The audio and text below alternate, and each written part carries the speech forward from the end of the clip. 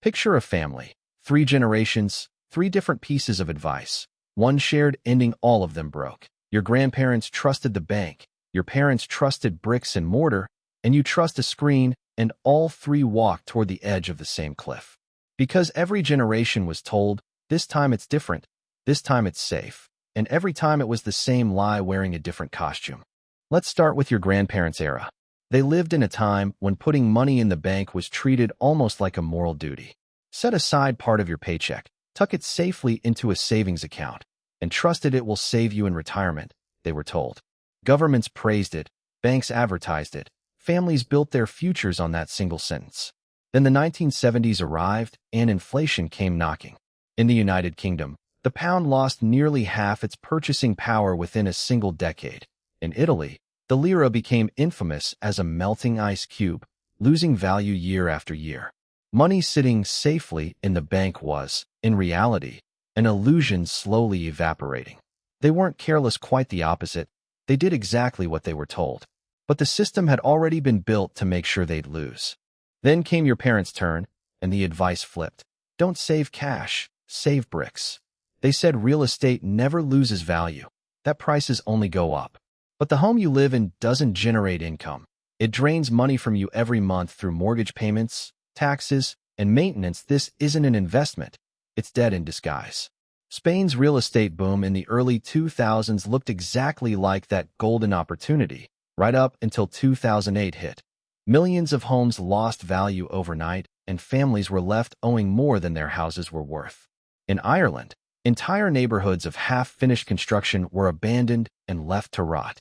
In the UK, people who bought at the 2007 peak had to wait a full decade just to break even.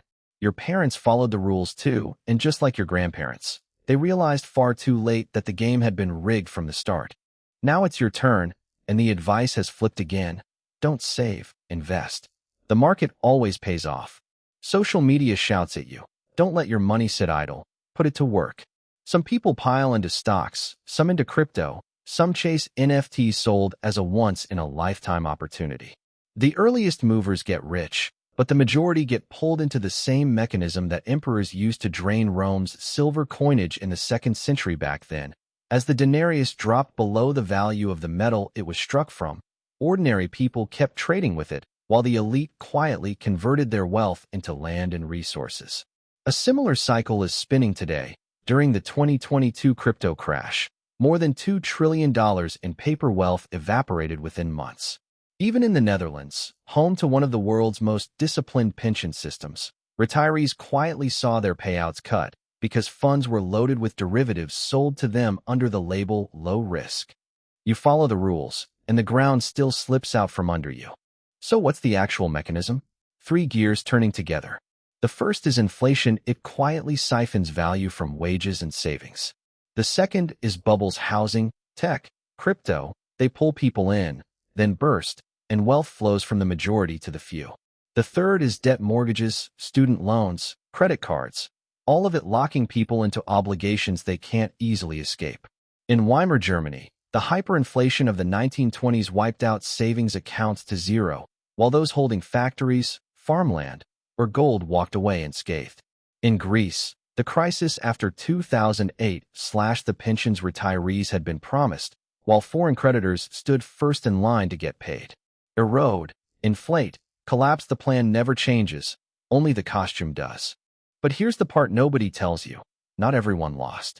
During the 19th century American gold rush, most miners came away penniless, but Levi Strauss and Samuel Brannan, who sold shovels and denim, made fortunes because the one thing every gold seeker needed was pants and tools. As Rome's currency lost value, land-owning merchants thrived.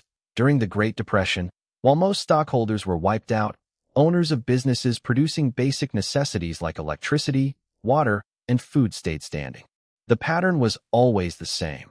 The majority chased the promise of easy security, while the minority built something genuinely durable. Here's what that means. You need to redefine what you call an asset. The home you live in isn't an asset if it doesn't generate income. A savings account isn't wealth if inflation is eating it alive. A pension fund isn't safe if it's tied to speculative bets outside your control. Real wealth lives in skills that hold their value over time, in businesses that meet basic needs, in productive assets that keep generating cash flow even during a downer. It's not flashy. It doesn't make headlines. But that's exactly the difference between the miner and the merchant selling shovels. Go back to the story of the 3 generations. Your grandparents trusted the bank, your parents trusted bricks, and you trusted the market, and all 3 of you fell into a different version of the same trap. The mistake wasn't following the advice. It was believing the system was designed for you to win. History doesn't repeat itself exactly, but it's patient enough to repeat the same mistakes. If you don't break the cycle, you'll hand the same illusion down to your own children. Don't let inflation quietly consume you. Don't treat your home as your retirement plan. Don't chase shiny bubbles labeled opportunity. Focus on building and owning things that survive a crisis and produce real value beyond the hype, because when the dust settles, those are the people still standing, with their wealth and their freedom intact. If this gave you a new perspective, hit subscribe. History holds the answers, and we're here to show you where to look. See you next time.